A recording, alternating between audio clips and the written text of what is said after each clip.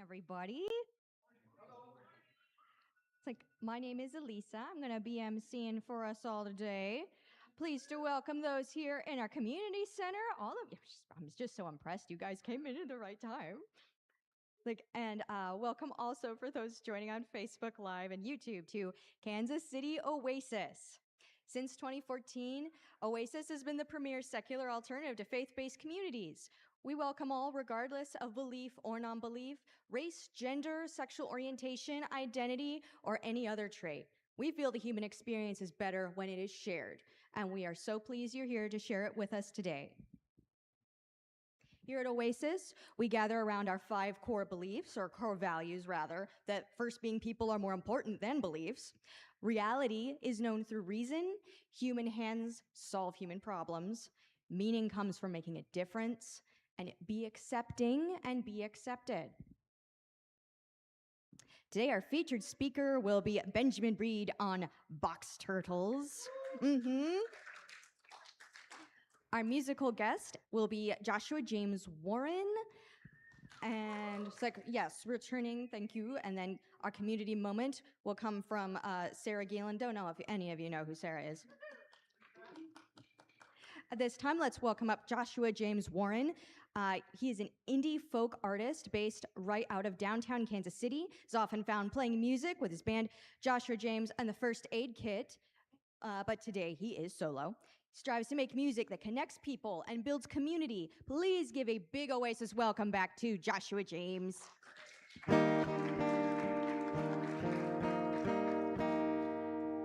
Hello.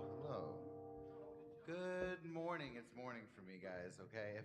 If we weren't doing this together, I would be in bed till about noon because I'm a very bad person. No, I'm kidding. Thank you for having me. I normally scream a lot with my band, James, the First Aid Kit. We were just on the main stage at First Fridays on Friday, which is great. I had a lot of fun. But I'm gonna do some like quieter stuff this morning if that's cool with you guys.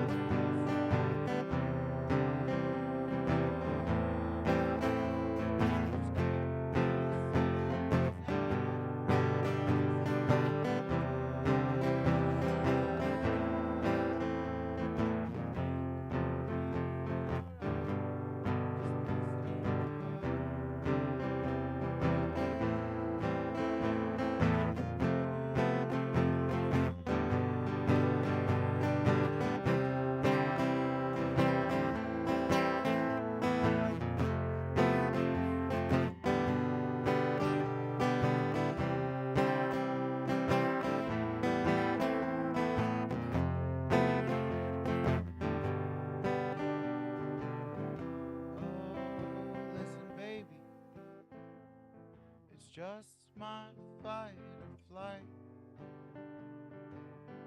My vision's hazy, and I can't see the light. But under all this alcohol, the drugs in your perfume, well, I'm still that silly boy who's falling in love with you, so please don't go. Hold me through the night, oh please don't go. keep me safe and tight if you don't go. You make me feel alright if you don't go, don't go, don't go, don't go. Oh, please don't go, don't go, don't go, don't go. Oh, please don't go.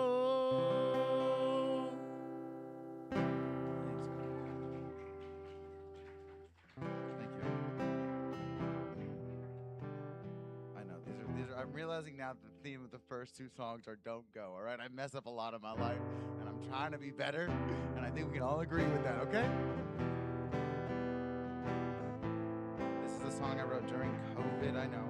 I was dating this girl, and we were fighting, right? Because we were stuck inside all the time with each other. We lived like 2 blocks from each other, so it was just her apartment or my house, her apartment, my house. We got in a fight, and I went home. I was like, I really shouldn't have been angry like that. I'm sorry. So this is my like apology song.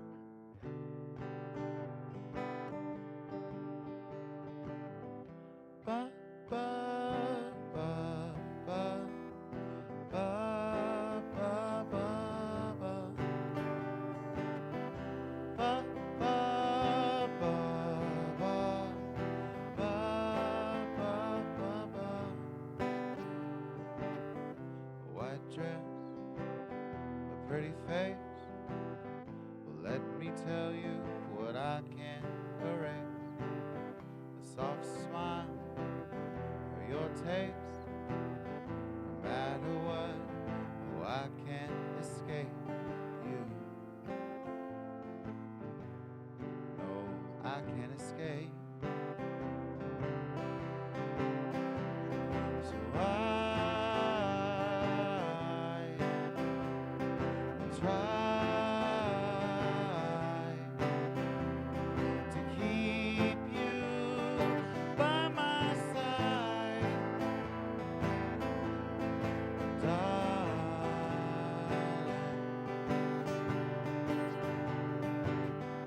Those things, well, I said, they keep running through my head. A bad line, a bad joke. You know I love you, I just misspoke. Oh, it's true.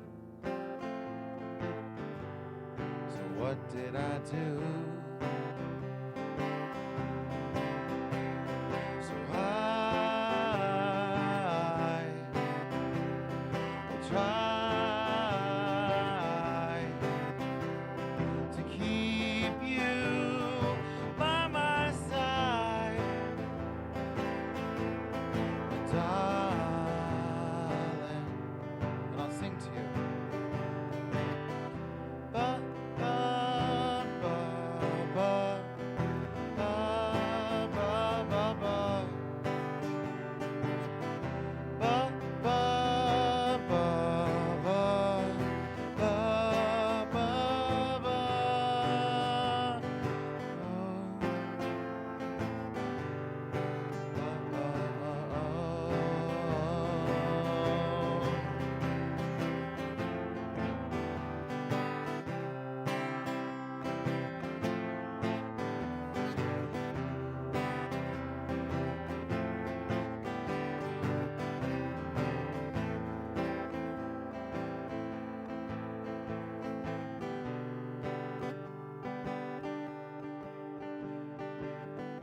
This song, well, I wrote. I hope you take this note for note. That laugh and that smile, I really hope they stay for a while. And I'm glad you are here. And I hope you'll stay near. So I try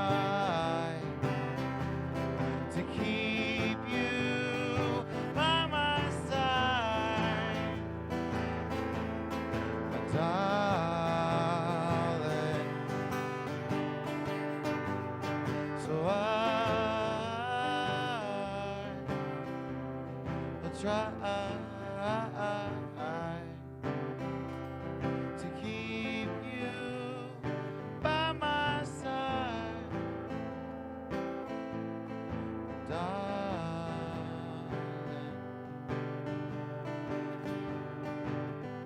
Ba, ba, ba, ba, ba, ba, ba, ba. Ba, ba, ba, ba, ba, ba, ba, ba. Thanks, you guys.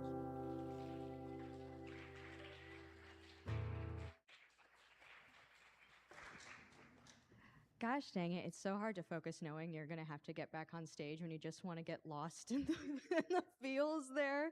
Thank you so much. All right. Time for the celebrations this week. We have a few birthdays and one anniversary. On August 9th, we have Brian West. Happy birthday. Another birthday, 11th, Rusty Ramon Jones. And then we have, okay, so August 12th, birthday for Shaylee Bollinger. And then the 9th, 3 days prior to that, will be Clay and Mel Bollinger's anniversary. So I don't know how they managed to plan that with Shaylee, but I'm impressed.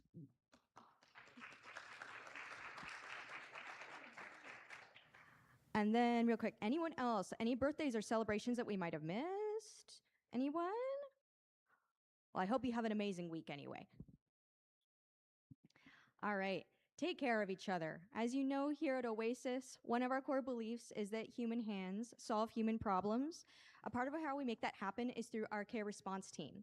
So if you're going through a challenging time and need assistance, care response team is there. Please let us know of any retirements or weddings, births, deaths in the family, illnesses, hospitalizations, or anyone you know who would appreciate us reaching out. And also let us know if you would like to join this team to be part of that effort. In fact, if you know someone who needs a little extra pick-me-up, you can contact Sara Geelan, who can arrange for our Someone at Casey Oasis Loves You yard sign to brighten their day. Please make a donation to Oasis and have their address available. All right. And then on Thursdays, we've got Recovering from Religion. We host a support group, or they host a support group meeting here in this building on the second Thursday of the month, which is this Thursday, the 13th, 7 to 9 p.m. This is not an anti-religion group. This is just a, hey, if you have dealt with issues stemming from religion and you want to share with other people who have experienced like experiences, that's a good place to start. And then hopefully you'll be feeling better for the next Thursday. You can join us for game night on Thursday, August 20th from 7 to 9. Bring your favorite board game or just party game or anything. Join one of the many that will be there. There will be plenty, but we love to see new games. And ready to dance to the songs you love to hear on the radio? Join the Casey Swingsters this August for line dancing lessons and learn fun, easy-to-follow dances set to today's hits and throwback favorites. Every Tuesday in August, 6:30 to 7:30, $15, no partner needed.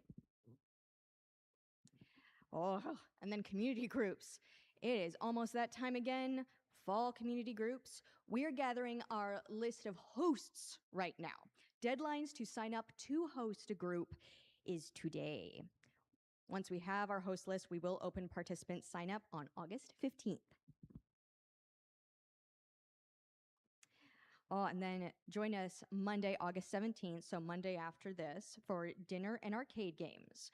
We'll meet at Llewellyn's Pub in downtown Lee Summit for dinner at 6, followed by an arcade alley just down the street to play classic arcade games. I gotta say, one of the things I love about living in this city is that people appreciate that arcades are timeless. Like, yes, you are never too old for arcades. Note that Arcade Alley is 21 and up after 7 p.m.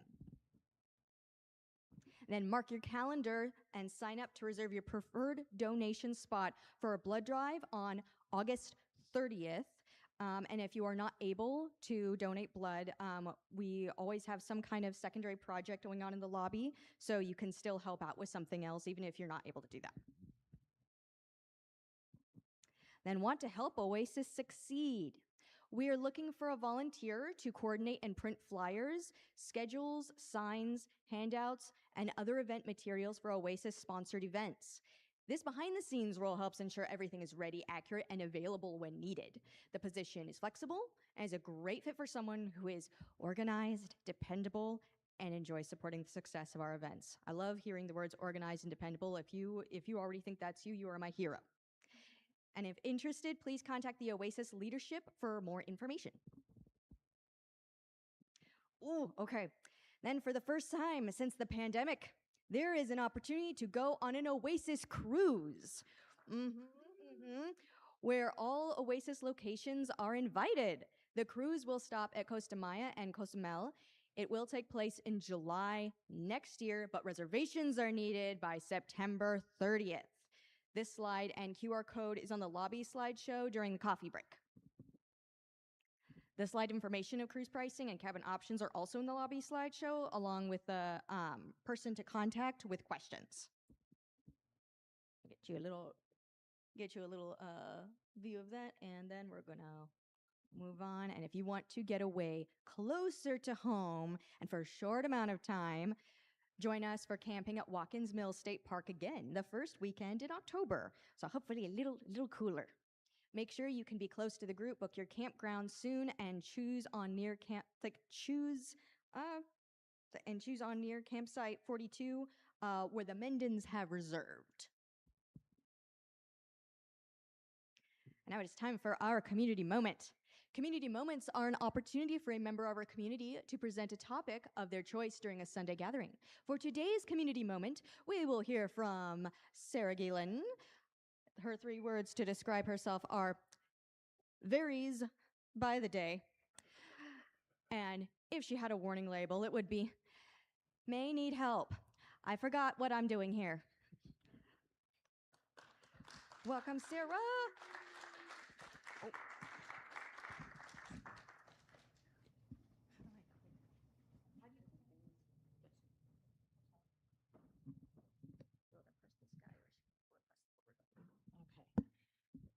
Okay. Hi.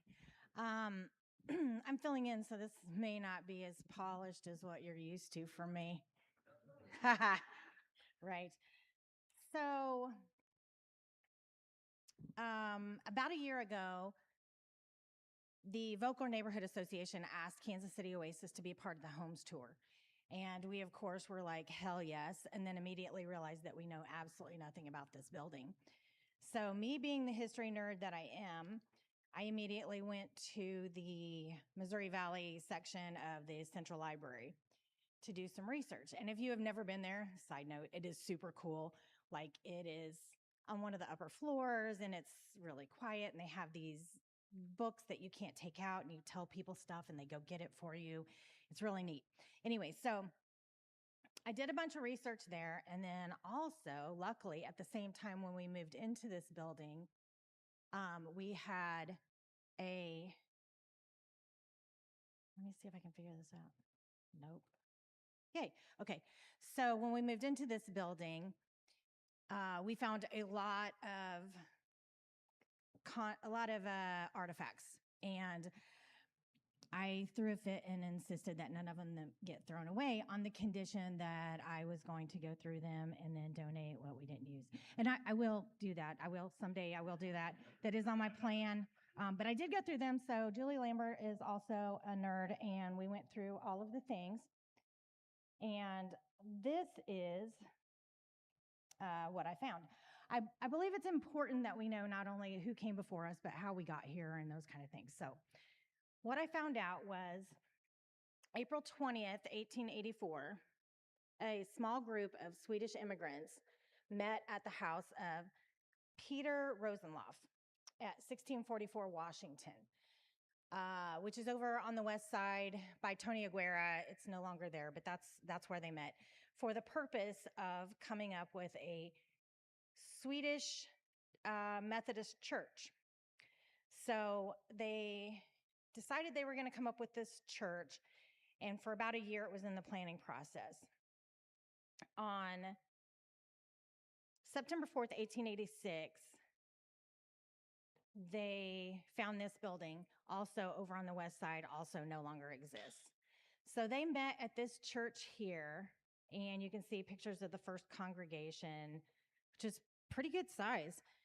But they met at this little tiny church, and the problem was that the church was so small that Sunday school was held over here in the Roanoke district because the majority of Swedish people in Kansas City lived in this area, which who knew? That was new information to me. So this area, Roanoke, was mostly Swedish immigrants. So Sunday school was here, but then their church was all the way over on the west side, causing a lot of, inconvenience. And they met that way for 25 years. Trying to keep the things thing. Okay, so this is my favorite picture ever. This is the Reverend of Whoville, obviously. Actually, I think this might be Peter Rosenloff or possibly one of the first pastors. And basically, I included it because it's hilarious. So, but yeah, he's somebody important with the church. And then they were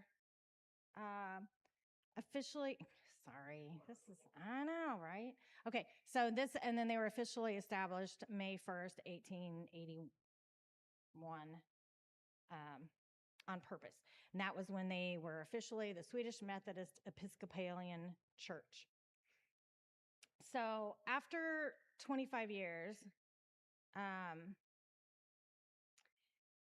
don't have my glasses on either, so I can't read my own writing, so give me that. Okay. So all of the sermons were done in Swedish. So here is a copy of one of the Swedish hymnals, which is just cool graphics. So these are a couple of the hymnals that we have.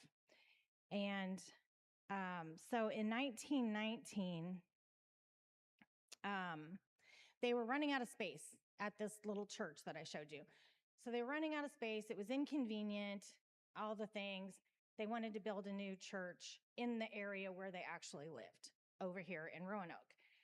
At the same time, the younger members of the congregation had petitioned the church to change the sermons from Swedish to English, and the church agreed to do that. So in 1919, they bought the land that we're sitting on now for $4,000. And they changed the name officially to the Roanoke Methodist Episcopalian Church and started sermons in English. The cornerstone, they put down the cornerstone of this building September 1921. And it is over here on Bell Street. Yeah, over here on Bell Street, and you can see it. And in that cornerstone is hymnals, meeting minutes for unknown reasons. I don't know why. Board member names, congregation names, other Bibles, hymnals, that kind of thing. So, which I just think that's cool that it's like actually in there in our building. So they they dedicated the building in March of 1922. So this building here was dedicated March 1922. There were 800 people that showed up to the dedication of this building. I don't understand that. I can't wrap my head around that. But 800 people showed up to the dedication. Not all of them were made it inside, but I just thought that was insanity. So in 1923, the congregation rose from 125 to 215. And this is basically a roster that they did annually with a list of names and whatever from 1924.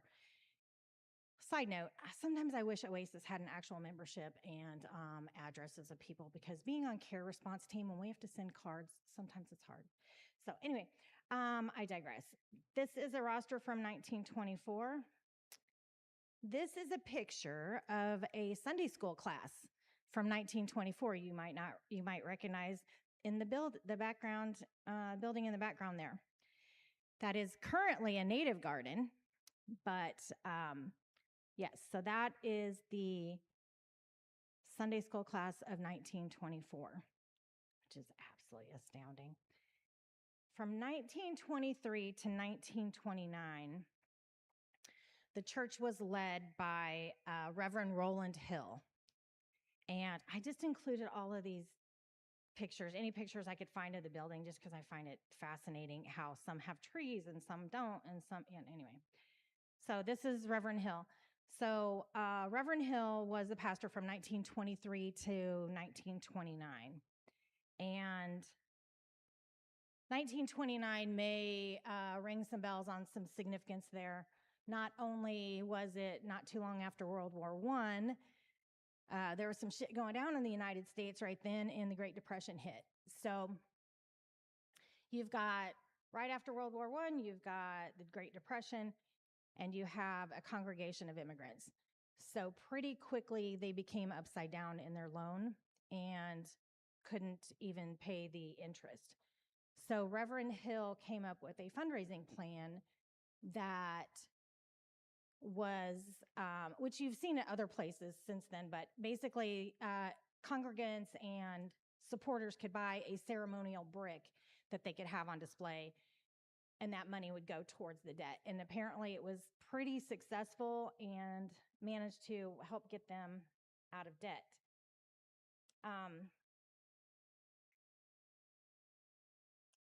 This is a picture from,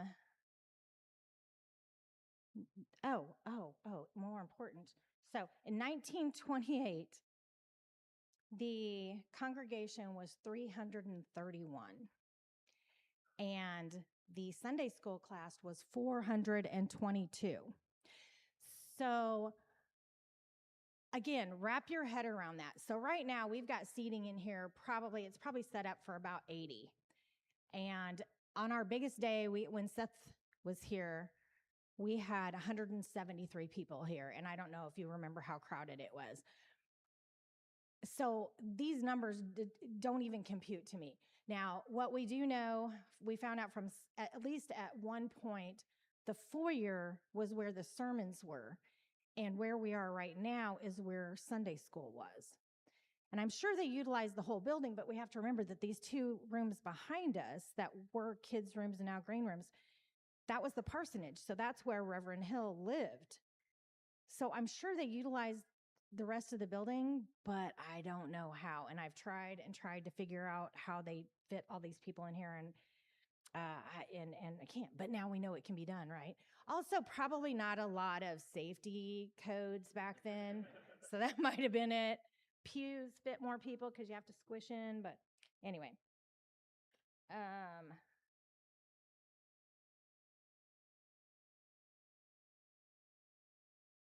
Okay.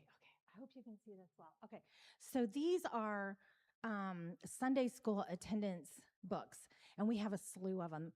But the interesting part to me was, so they have the attendance of all the kids, and of course they have a bunch of books because 422 of them. So, but at the bottom, it also says how much is collected from the class, and each one has little envelopes in the front of it that has where the kids put their money for collections. And then you can't see very well, but so the map on the top is the map from the Old Testament. And then below are all the questions that they're supposed to go over in class. I just thought that was cool. Okay, this is, I'm just putting random pictures in here. Bear with me. It's so fun. Okay, so initially at some point, this church ended up being the Epworth Methodist Church. So this is actually from them, because in 1929, we were still the Roanoke Church. But anyway, I just thought this was interesting. So in 1929, they have these little teeny tiny pictures of all of these little kids. And then it says that they promise to attend church every Sunday when possible. when possible. This is just a directory from 1934. I just thought it was cool, and I wish we had one. And these are just random programs. Like I said, I put all these pictures I could find of the building in there just because I thought it was cool. Look at this one. Okay, so this is like an invitation to, open house kind of thing. But look at the trees in this one compared to the last one. Like no trees, all the trees. And I don't have dates on some of these. I don't have dates, but those trees are out of control. So apparently sometime before 1945, one of the pastors decided apparently those 2 rooms were not big enough to live in. And you can see that now they've got a parsonage on 41st Street. So I haven't checked it out yet. I just realized it existed. Okay, and these are just random pictures. I think they're census pictures, except for I couldn't find a date on them. Oh, sorry. Whoa. Oh, there we go. So if you touch this scroll thing, that's what happens. Got to be very careful what you touch. Okay, so this building has been through a lot of hands and had a lot of lives and done a lot of things. And most recently, it was an illegal apartments and a yoga studio, and it sat vacant for several years before it was purchased for Oasis to use. And Oasis members put a lot of blood, sweat, and tears into getting this building ready and making it our home. And we first met here September 2023, almost 100 years exactly from the date that the first picture I showed you. And it's not lost on me that despite the religiosity, this building was made through the blood, sweat, and tears of immigrants who were also creating a community and a safe place for themselves. And I think that's a pretty cool legacy to have, right? And and I think Oasis will continue to keep this a safe place for everyone. And I do have some of these things, if you want to hold them and see them in person, they're back there on the book sell table that you can actually see them in person. And some of them, if you really like them, I probably have an extra copy that you can take home with you before I donate them to where they need to go. So anyway, that is all on that. And the crowd goes wild.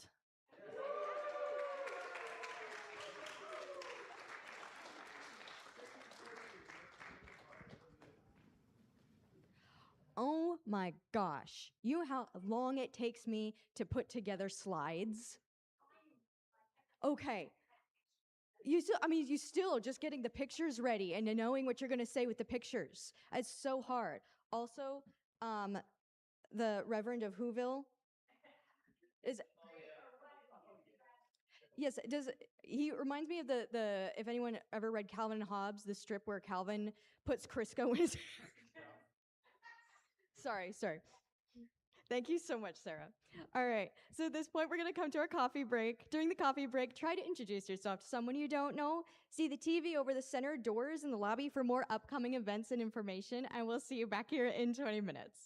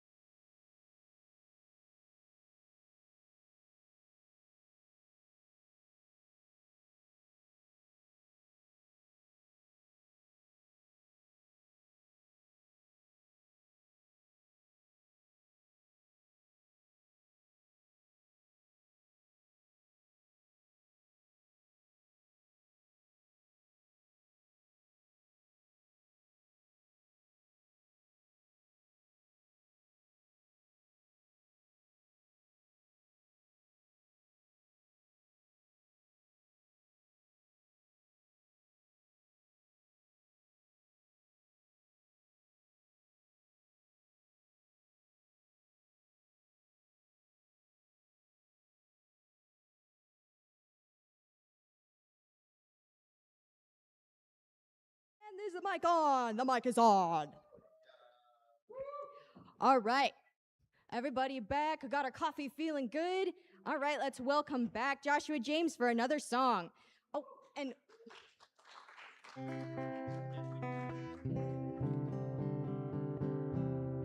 What's up, y'all? Yeah!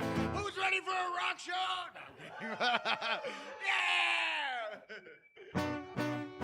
Okay, once again, I'm a band, Joshua James, with the First Aid Kit.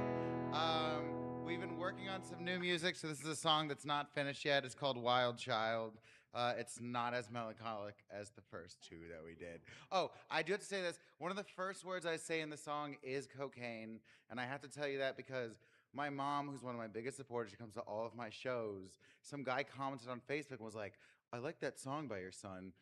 Where he says cocaine. And my mom was like, my boy does not say cocaine in his song. And I was like, I say it's like cocaine, not do cocaine. Okay, anyways.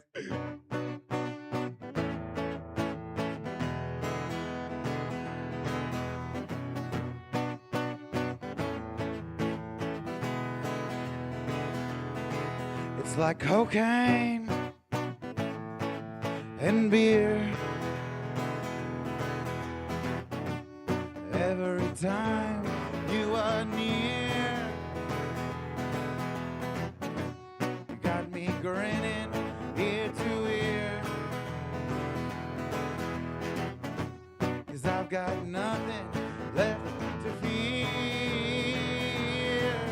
I'm a wild child, fight or flight, get it right. I'm going out tonight to pick a fight with you. I'm a wild child, fight or flight, get it right. I'm going out tonight to pick this fight with you. And it's true.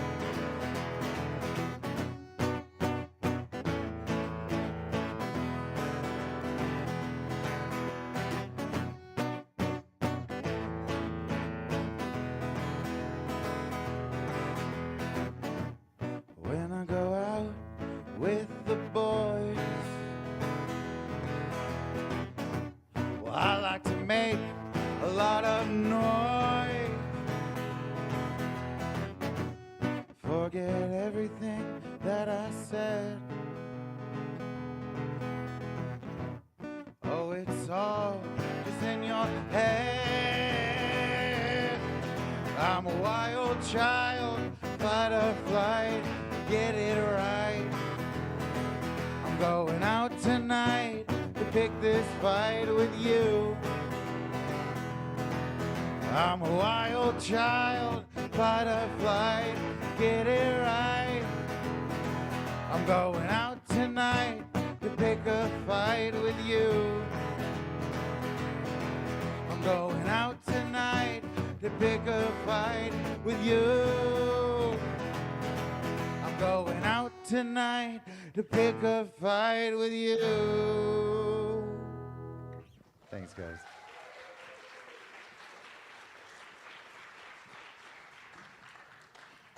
thank you again. And here, while we've got you, so I've heard you've been busy. Can you tell us more about that and your upcoming shows? Okay, yeah. So once again, I have a band, Joshua James, and the First Aid Kit. Instagram, Joshua James has a band because I'm unoriginal, and that's how I remember it. I have a band. We actually just played the Ship last week. We headlined First Fridays on Friday, and Saturday we're playing with Big Fat Cow at Hill Satyrs, which is very exciting. I also want to take this moment and talk about something else I do. It's called the Wednesday Wave. It's a completely free showcase of music and comedy on the Grinders patio once a month. One Wednesday every month. It's completely free. We bring out 3 bands. We do 2 comedians. We pay all of the acts, and it's free for the community. And it's been a great turnout. In the back, I have Ryan Johnson or Foxland. He's played for you guys before.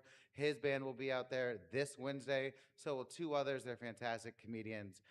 And if it's too hot, we have an AC space inside, but we'll still have the show. So if you're looking for something to do and you're like, it's Wednesday, I'm free, I got a free thing for you to come to.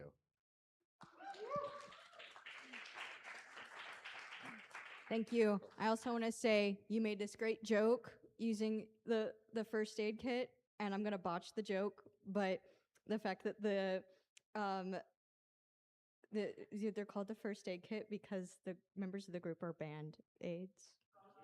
Thank you. Thank you. Because we all aid in the band. Come on. I was like, I wasn't gonna make a joke about the anagram, so not while I'm mic'd. All right. So now we come to the time for our main speaker. Please note that speaker disclaimer. Our program is designed to generate conversation and engage our powers of reason, not as a forum to start debates. The following presentation has been prepared by our speaker and not by KC Oasis. Please respect the views of our speaker, and if you have any questions, a Q&A portion will follow as time permits. So today we have Dr. Benjamin Reed. He is a behavioral and physiological ecologist whose research with undergraduate students focuses on the ornate box turtle. Benjamin leads teams of students that work at field sites and laboratory settings in western Nebraska and eastern Kansas every summer. The team's recent research has focused on the movement ecology and behavioral types, personality traits of box turtles, with the ultimate aim of better understanding these fascinating creatures to better inform public education and management practices. Please welcome Dr. Benjamin Reed.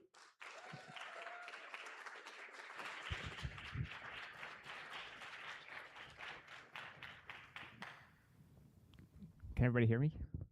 Okay, cool. Well, thank you all for having me. This is exciting, different presentation for me. I thought a lot about like, what would I talk about today with everybody? You're going to find very quickly that I love box turtles. Box turtles are the state reptile of many of our states. I focus on the ornate box turtle, which is a prairie-dwelling species. And one of my, general things I'll do in a public talk is talk about just the general ecology of a box turtle and why we should care about them and all the cool things they do. But I also thought, given some of my research I've been doing recently with students, why don't I ask this question, what is a turtle oasis? So we're obviously at KC Oasis, but what is an oasis to a turtle? And it turns out we have some really interesting observations we've been making over the past couple of years that maybe will help us answer that question more than we thought would be possible. So with that, I will just briefly describe who we are. So you know me, I basically work with a bunch of undergraduate students. So I work with students from Washburn University in Topeka, but also students from KU and K-State, and from the University of Nebraska-Lincoln. So I have a field site in western Nebraska as well. So I have a big team of students. This picture was taken in May of this year, and there's 40-some students in this picture. So a lot of students are involved with doing box turtle work. We also have a bunch of alumni. So the students do research with me, and then they graduate, but then they keep coming back to do more research. So the team is growing, which is great. We also have community members. So if maybe after this presentation you're like, hey, I'd like to get more involved with box turtle stuff, definitely come contact me, find me. I'm always happy to have people engaged with box turtles. And then yeah, I do have a variety of different collaborations we do, big ones with the Topeka Zoo, but I also, we just took a team of 12 people to the Smithsonian in Virginia. So they actually reached out to us, and we did some of our work that we do with ornate box turtles on eastern box turtles for a comparative analysis. But this is like crown jewel for me to get to work with eastern box turtles with the Smithsonian, so that's kind of fun. So this is actually a group of alumni students who went with me in June on this trip. So a big team. And shout out to a number of students who have recently graduated or now in vet school and graduate school and that type of thing. So, okay, so let's talk about the ornate box turtle. So some of you probably are familiar with box turtles in general. The unique thing about a box turtle is that they do have a plastron, which is their belly, and it has a hinge, and the hinge can open and close. So it's controlled by muscles, so they can close it. They can tuck their head and legs in, completely box up, which is why they're called a box turtle. Box turtles should not be put in boxes. They need lots of space, but they do close up. Most other species of turtle you've ever seen can't do that. So that's what kind of makes a box turtle unique. We have two species of box turtles in the Midwest. We have the ornate box turtle, and we have the three-toed box turtle. The ornate box turtle is what I'm going to focus on mostly today, but I feel like the three-toed box turtle is often forgotten about, so I want to mention that one as well. That's more of a forest-dwelling turtle. whereas the ornate box turtle is more of a prairie-dwelling turtle. But for today, we'll be focusing on the prairie-dwelling turtle. So the key thing about box turtles is, at least these two species, they're not aquatic. They don't use water in any way at all. So they're not like a pond slider or snapping turtle or soft-shell turtle or sea turtle. These guys live on land. They can go in water, they can sit in water, but they are a primarily terrestrial species. They are long-lived, so people often ask me, how long do they live? 35 to 50 years would be normal, but they can live to be over 100 years old. So my hope and dream is to be studying the exact same turtle for my lifetime, to study the same individuals for literally as long as I can be on this earth studying them. As I mentioned, they're grassland habitat specialists. They're kind of interesting in that they will occupy lots of different types of grassland. So if you're not familiar, just even in the state of Kansas, we have a variety of different types of grassland. We have short grasses, short grass prairies out west, and we have tall grass prairie on the eastern part of the state. Those are two very different types of grasslands. Grasslands that are, the grass is 6 to 8 feet tall, whereas short grass doesn't go above your knees. Lots of different sort of ecological considerations to take into consideration when you're looking at the different types of habitats. They also live in sand sage prairies and all these other types of prairies as well. They are opportunistic omnivores, which makes them important for the general food web. They eat dead stuff, so they eat carrion. I have found a box turtle eating a dead coyote. Now the box turtle can be at the top of the food web, which is they will eat eat tons of insects and pests, which make them useful. They eat a lot of mushrooms and flowers, and they eat a lot of fruit, so they do a lot of spore and seed dispersal. They're really, really important for dispersing seeds and spores. There's lots of studies that show for some reason when seeds pass through the digestive canal of a box turtle specifically, it basically primes the seeds so they'll germinate. So it's like important that turtles are eating the fruits and spores and then passing it through and then depositing it somewhere else. And so beyond the ecosystem services of seed and spore dispersal, they also do a lot of burrow maintenance. So box turtles don't actually dig their own burrows like you might think of like a gopher tortoise, which is famous for making these really deep burrows that lots of animals live in. But what they do is they move in and out of burrows of other animals like kangaroo rats, and they keep the structural integrity of the burrow intact so they don't collapse. And so lots of other animals are using them. The hard shell kind of packs it in, and they move in and out. We can tell when a turtle's no longer in an area because all the burrows are collapsed. So it's kind of a neat thing to see. And as I mentioned before, they do eat a lot of bugs and insects and general things like grubs that are considered pests. Okay, and that's kind of a general overview for them. I don't have a slide today about male versus female. That's something often I'm asked. Color is a terrible way to determine if you're looking at a male or female box turtle. I think a lot of, if you Google it, it'll say, well, the males have red legs and red eyes and brighter colors, and the females are more dull. And that's like typically what we think of like with a cardinal or a variety of different bird species. Generally speaking, eye color and leg color is not a good way to tell them apart. When you're interested in seeing if it's a male or female, you typically have to look at the concavity of their plastron, their belly. The males have like a little bowl on their belly. They also have bigger back feet and bigger tails. So it's kind of hard to really do a good job of determining the sex of a turtle unless you have a couple in front of you to show. But okay, so finding turtles can be really hard. So a big part of what we're doing in our research is just finding turtles so that we can study them. My sort of favorite quote for the turtles is, it's like looking for a needle in a literal haystack where the needle's trying to hide. The turtles are very cryptid.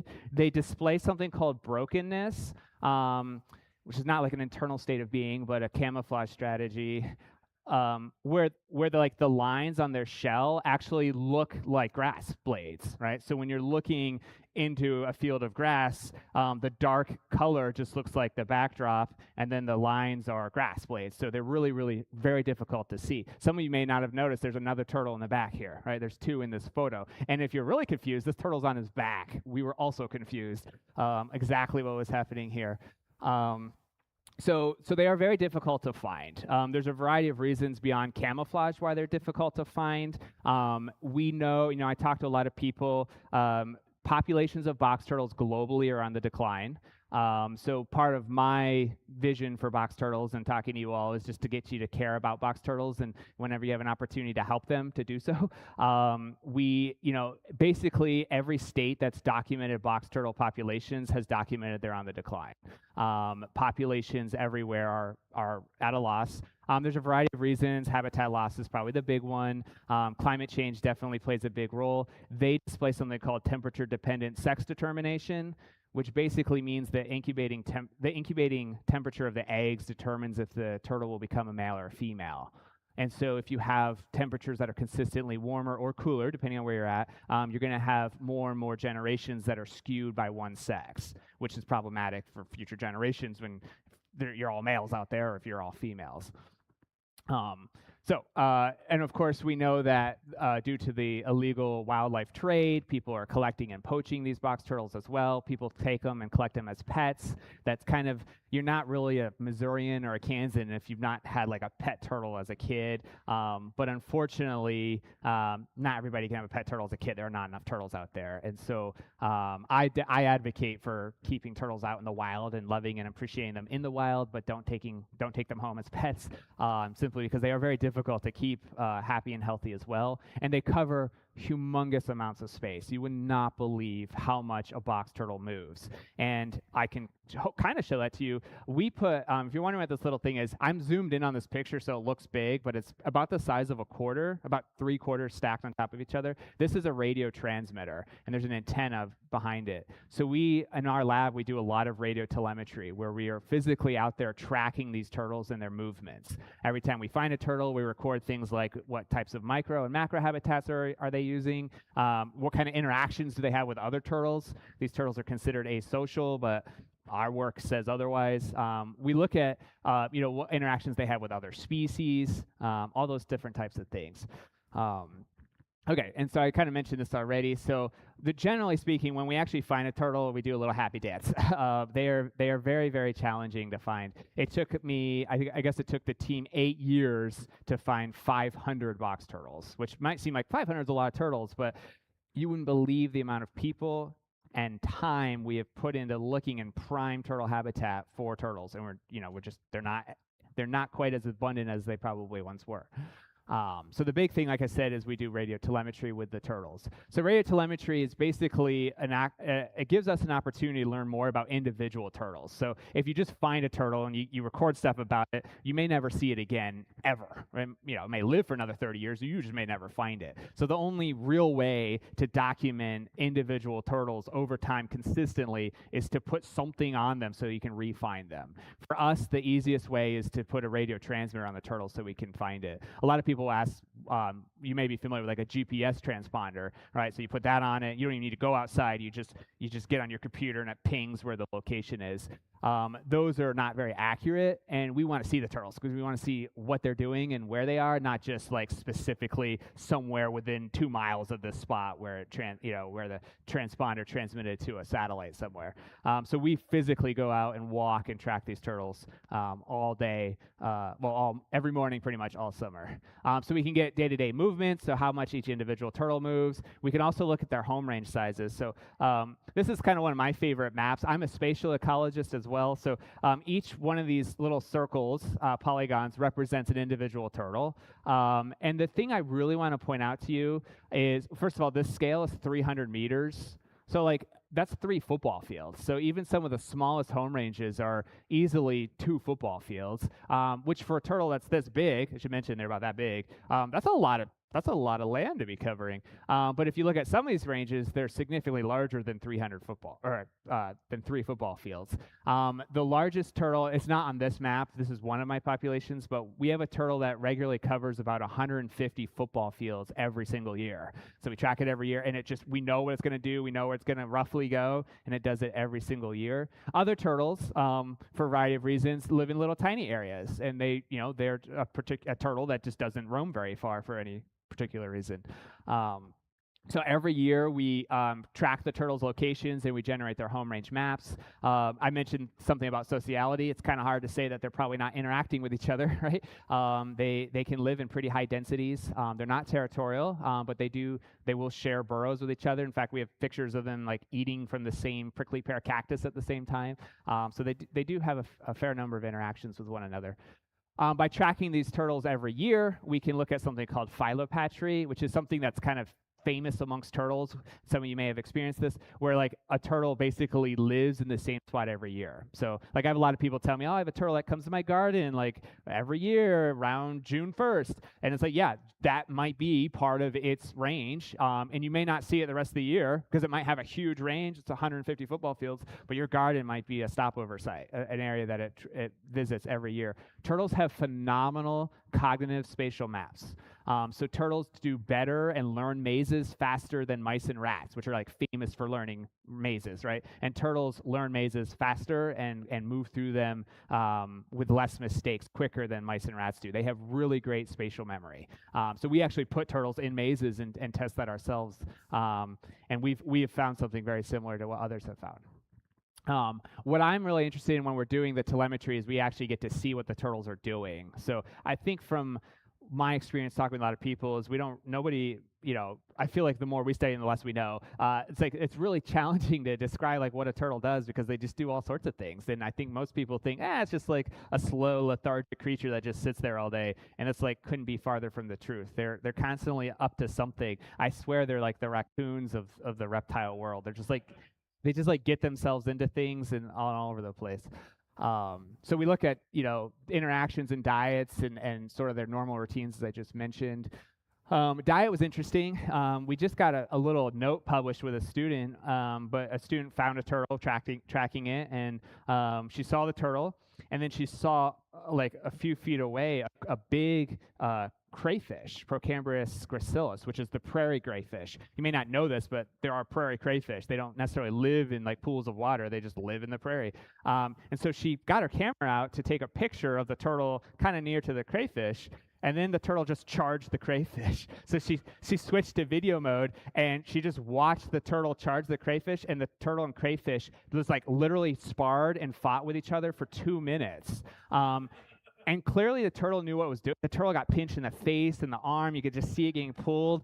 But the turtle didn't give up. Like you could tell that the turtle knew kind of what it was doing. Eventually, he got the crayfish flipped over and took a hack out of its stomach, and that basically killed the crayfish. Not documented that box turtle. We know other species of crayfish or other species of turtles eat crayfish. We didn't know that about box turtles. So we took that note. We have that video on YouTube, and it's like a published note observation now that apparently box turtles eat prairie crayfish. Which we would never know about if you weren't tracking them the way we do, right? So that's kind of the cool thing. And then the other thing we think a lot about is microhabitat and microhabitat use. Just again, like what types of areas do they find themselves in? Microhabitats are just like literally general. Like, do they prefer living in a sagebrush or a yucca, or are they an individual that prefers using burrows or sitting under rocks, that type of thing? So those are microhabitats. And then macrohabitats are, say you have a forest, field. Matrix. Are there turtles that prefer just to stay in the fields more? Are there turtles that like to stay in the forest more? Are there turtles that move between the forest and the fields? So those are the types of things we're asking. And ultimately, you might be wondering, like, why do we care at all? And that's a fair question. Generally speaking, the focus of our research is asking what are the causes of individual variation. Right? We know people are variable, so too are animals, including turtles. So we document this variation. So like step one is documenting all the variation we can in turtles. And this includes things like their color, their size, their sex, their age, but also things like personality traits, which I'll talk about in just a second, even reproductive status. We have a field portable ultrasound. So we go out in the field and ultrasound turtles to see if they have follicles or eggs. So we're looking at all these different things that are variable between turtles. And then the follow-up, the important question is, okay, so yes, they're definitely variable, and you can see that just in a range map. But then the follow-up question is, does it matter? And are there certain traits or characteristics that are better for a turtle to have or better for a population? Is it better for a population to be a mix of different traits? Perhaps that population can be more resilient by having traits across the spectrum of all the different traits I just mentioned. So that's what we're trying to document. And turtles just a really fascinating group to use because they are so variable. Also, I love turtles, so I get to study them. But they are a neat system for studying this. So for microhabitats, we think a lot about refuge use. So these turtles are burrowing, so they'll use big old burrows. I have pictures of turtles sharing a burrow with a badger. They use foxholes and coyote holes. They use a lot of kangaroo rat nests or burrow sites. But they also just use rocks and hide under the rocks like you would think a lizard or snake might. And then they generally like to be on slopes, so they have different types of cover. So that's just like one general thing about them. For food, they like spiderwort. Some of you may be familiar with this. This is a native flower. It's a really juicy flower, so they really like to eat that. They love prickly pear cactus. They just in general like eating flowers, which is good for dispersal. And then they just eat straight grasses. They eat insects, and now we can add to our list crayfish. And here's a turtle eating a prickly pear cactus. And yes, we can tell if a turtle's been eating a prickly pear cactus because when we find it, they just have spines like all over their face. And again, they don't seem to care, but it is a good observation. Like, yes, this is a turtle that has been eating prickly pear sometime in the recent past. And then we think a lot about nesting sites and brumation. So with the ultrasound, we're learning which turtles are reproductively active so we can follow them even more closely and seeing what types of areas do they need to nest. Probably don't need to explain that too much, but if we care about conservation, where they live their like day-to-day lives can often be very different than where their nest sites are. And so it's important that we know where their nest sites are and what types of habitat characteristics they need for nesting beyond what they need for their like day-to-day life. And then brumation. Brumation is just a fancy word for hibernation. Mammals hibernate. Basically, they control their metabolism, right? They slow it down and they sleep all winter. Turtles are ectotherms, like fish and reptiles and amphibians. And so they can't control their metabolism through physiological mechanisms. That's why they're an ectotherm. So brumation is they just basically behaviorally allow themselves to get super cold over winter. Some animals like frogs will just freeze over winter and then thaw out in the spring. Turtles don't necessarily freeze over winter, but they do get real cold for a long period of time, and then they'll emerge again in the spring. But they need to find very specific spots to brumate over winter that are safe. So the burrows have to be deep enough and close enough that it doesn't get too cold or too warm, and then they're too active for too long. So we're looking a lot into these types of things. Obviously, I have to remind my students, you can't just go putting your arm in a hole blindly, going fishing for turtles. I may do that from time to time, but I'm living the good life, but the students aren't allowed to do that. We use a borescope. So some of you may, if anybody does like auto mechanic stuff, a borescope is like a little screen with a long wire with a camera attached to it. So we put this wire with a camera into the burrows, kind of aiming around and look to see if we can't find a turtle. If we see a turtle and we don't see anything scary in the burrow, then we can fish out the turtle. So this allows us to find a lot of turtles because they spend a lot of time underground. And we don't want to bias our studies by just finding the turtles that are out, right? Because that's a very different type of turtle than the turtles that are spending most of their time underground. So I kind of just mentioned the macrohabitats in general, right? So a turtle likes open field. This particular field doesn't have a lot of slope. I mean, you can kind of see this valley here with a little bit of trees. But generally, we know that they'll like a grassland. If they can find some sort of old windmill with some water leaking out, they'll sit in that from time to time. But again, they don't actually need the water to swim in. So my question for you guys then is, what is a turtle oasis? So we know they like grasslands. We know they like lots of different types of food. So what would be like the perfect turtle oasis? And it turns out, we know, of course, they'll need food, like this prickly pear. You can see that it's been eaten by a turtle. They'll sit in water, and they need to drink it at some point. They need some sort of burrow, and they need food. This is a turtle eating cow pie. Turns out, learn this the hard way, that ornate box turtles love sitting in cow pies. The cow pies have a lot of moisture. The cow pies have a lot of partially digested grass, so now they have easier grasses to eat. But they also, all the bugs and insects come to the cow pies. So they just splat themselves in the cow pie, and then they just eat the insects. literally just yesterday, I had a turtle that we'd brought to the lab, and I released it, and I put it back where it was, exactly where we found it, like to the exact spot, and I let it go, and I just kind of watched it, and the turtle trundled off like a few feet, stopped at a cow pie, took a hack out of it, and then just kept walking away. I was like, all right. And I assume I found a beetle or something on the cow pie.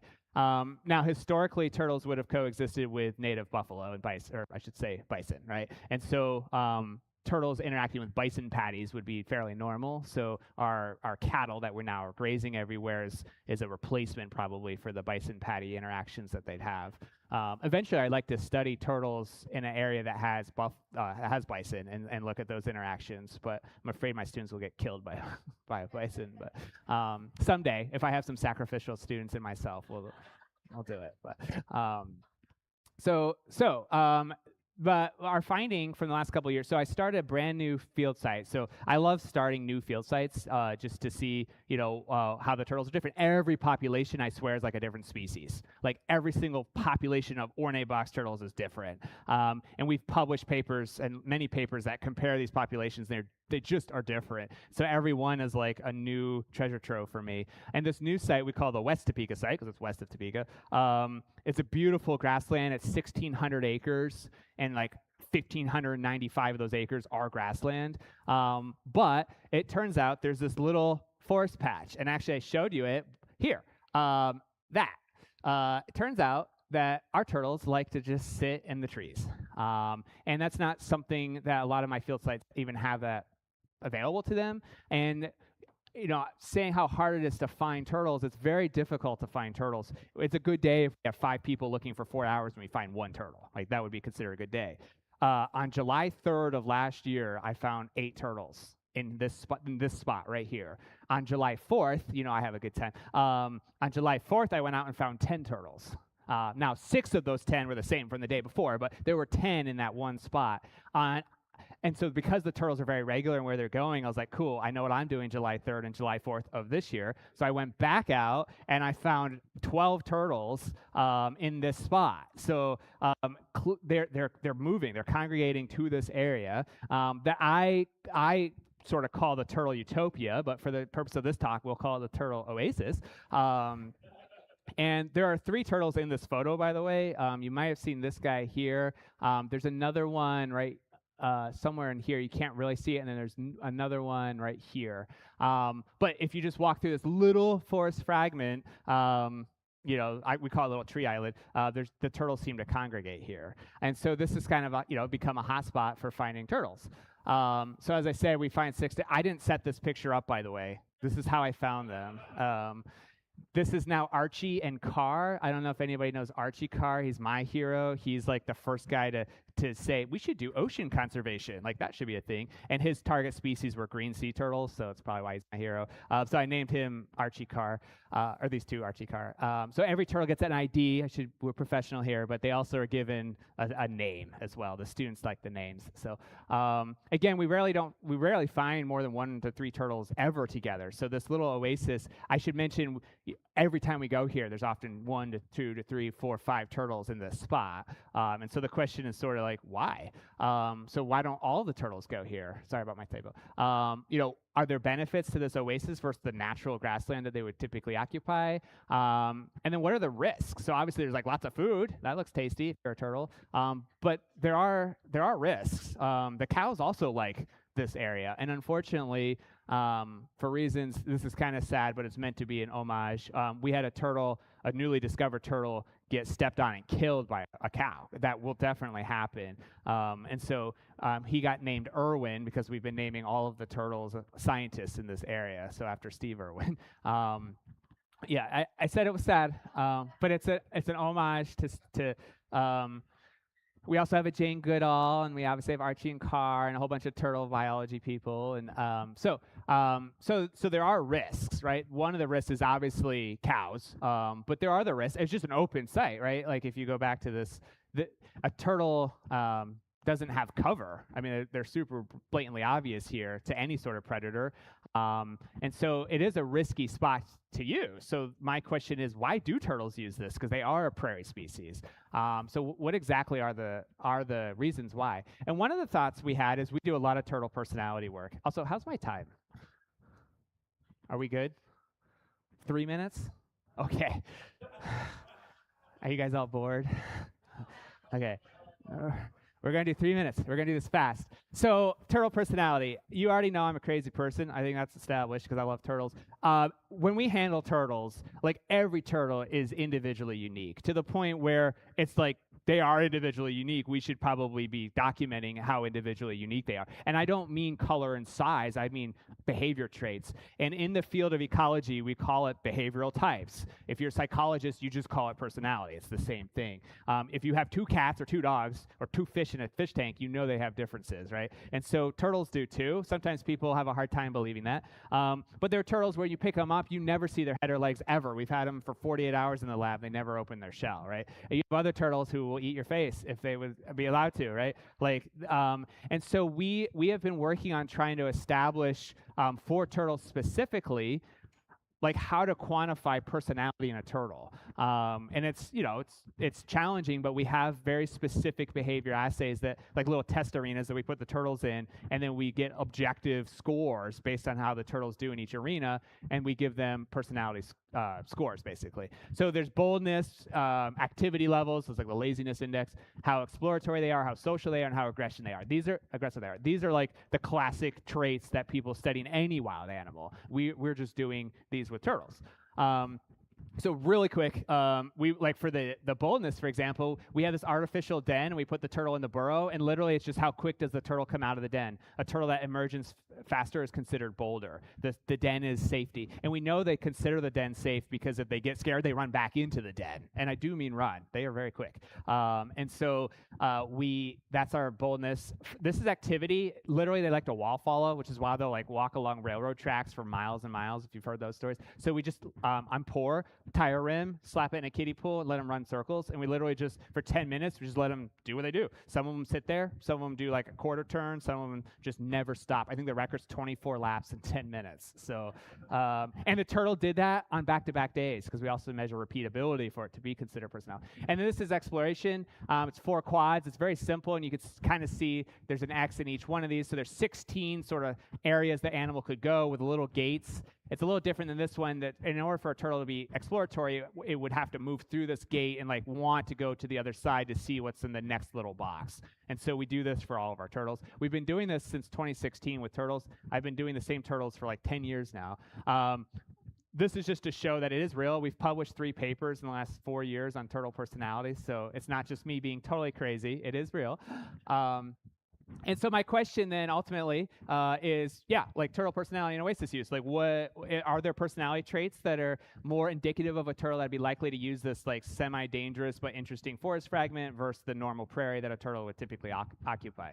So maybe the idea is bolder turtles are going to be using this more dangerous spot more regularly.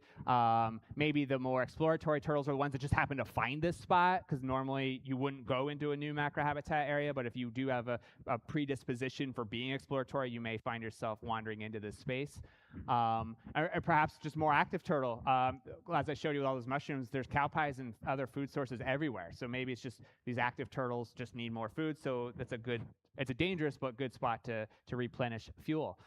It could just be sociality too, sociability, right? Because there's so many turtles in that area where generally they're more wide dispersed. Perhaps they just like being around other turtles more. That sounds crazy, but it could be. Or maybe they just like climbing trees. I happened to find this turtle just climbing a tree. It's a hedge apple tree. And, I don't think we typically think about turtles climbing trees. I don't know why I didn't just go around, but I've learned not to ask those types of questions. So that is the question we're asking, is like, what is a turtle oasis? What does it mean to be a turtle that uses an oasis? And how important is this oasis to the population? I know I'm probably at time, but I don't want to skip over how we can help turtles. So really quick, don't mow so low.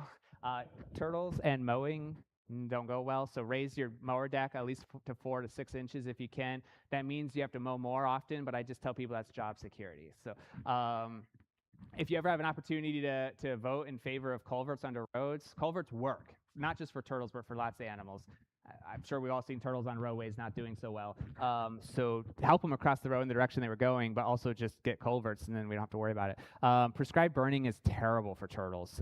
This is a Midwest thing, and it's sacrilegious to say don't burn. I'm not telling you not to burn, but don't burn between April and November when the turtles and everything else is above ground.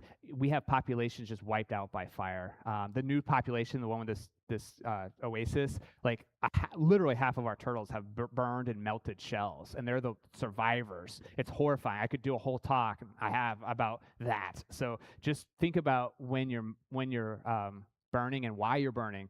Obviously, plant native plants, like spiderwort. If you can reduce pesticide, herbicide use, helping across the road, don't take them home. We do have a web app. So actually, you'll be the first group I've ever told about the web app. You can take pictures of turtles that goes to our app, and then we can identify them. So it's like a global scale of mark recapture. So you can sign up as a community member and take photos. So if you happen to find box turtles, take photos, upload them, we can use them. And then that's basically it in a nutshell. We do have a Instagram that my students and I run, but I'm not great at it. And with that, I will take questions. So, yeah.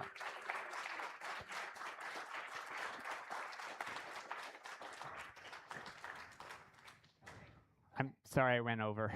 Yeah. You're so good. Yeah. So I've got a chance for one question, and I did not see who got the raise their hand first.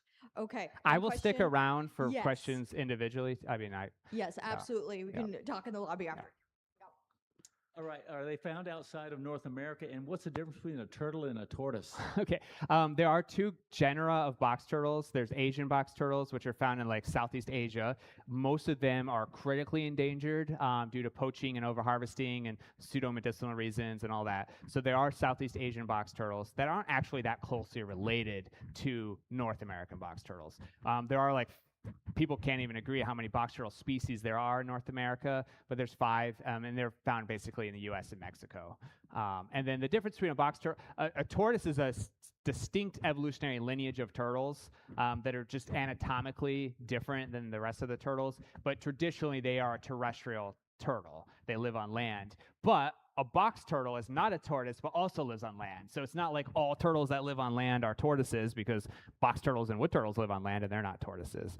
So yeah, we typically use the word terrapin. So that's an animal that lives on land and or in fresh water. And then sea turtles are your traditional turtles. They live in the ocean.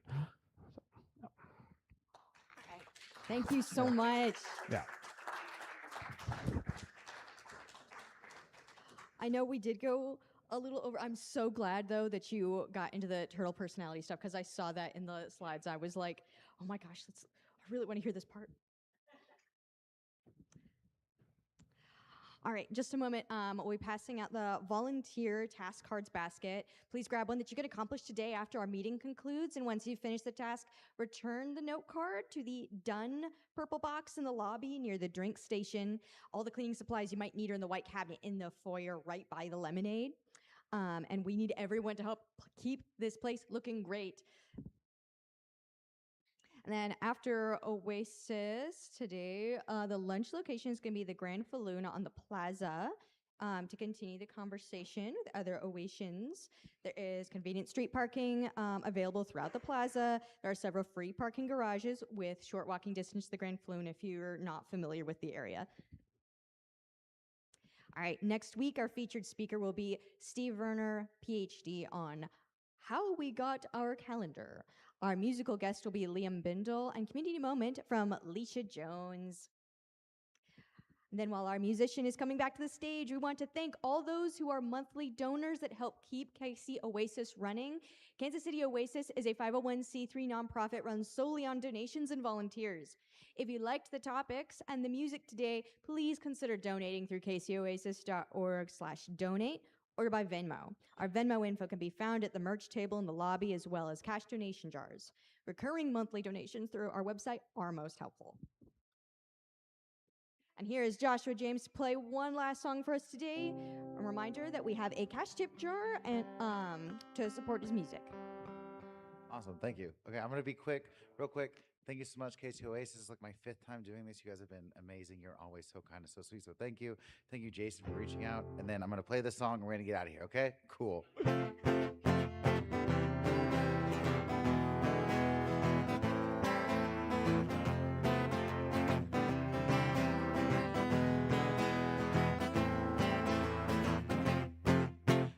I don't mind that you cry all the time.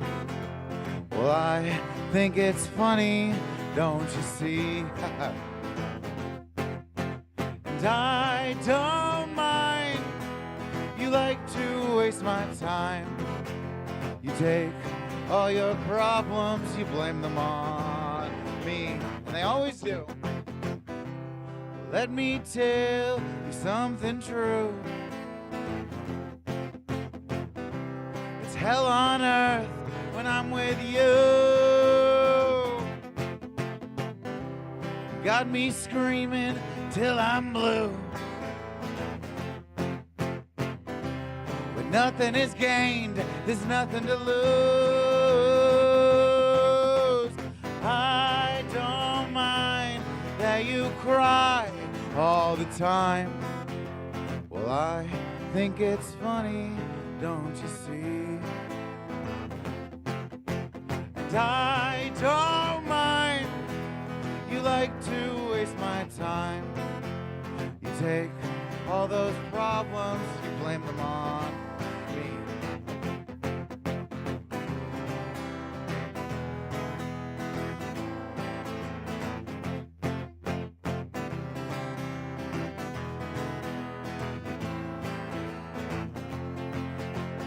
One, two, three, four, five, six, seven.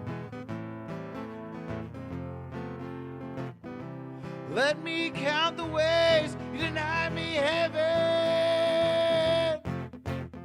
8, 9, 10, 11. When I get to 12, you know I'll be stepping. There's 13 reasons why I'm not there. And what are they? I don't know. There's 13 reasons why I don't care. Oh wait, that's right. You're the reason why I'm not there. You're the reason why I don't care. Oh, 2, 8, oh. I don't mind that you cry all the time. Well, I think it's funny, don't you see? And I don't mind you like to waste my time. You take all those problems, you blame them on me. You take all your problems, you blame them on me. Just take all your problems and blame them on me. Have a great Sunday, y'all.